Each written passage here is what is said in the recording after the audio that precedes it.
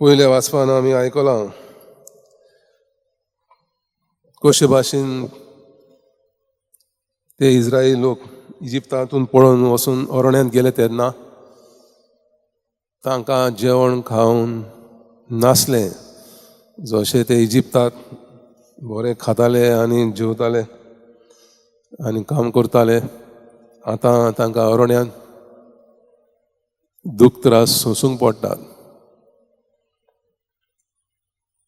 आनी तेन्ना तांकां फकत देवाचीच गरज पडटा.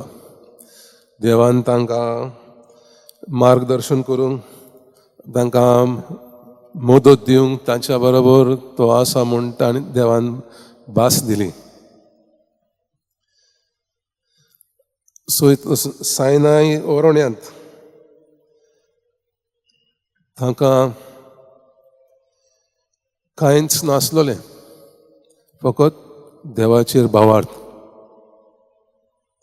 जो भावार्थान आमचो भावार्थाचो बापूय अब्राहम ताणें ही जर्नी प्रवास केलो.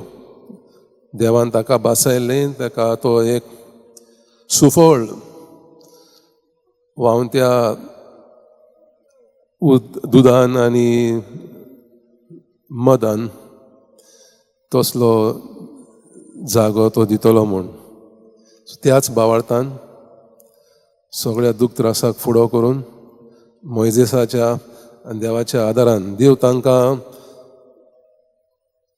उज्याच्या खांब्यांनी, कुपांच्या खांब्यांनी अस्तित्व दितालो, मदत करतालो.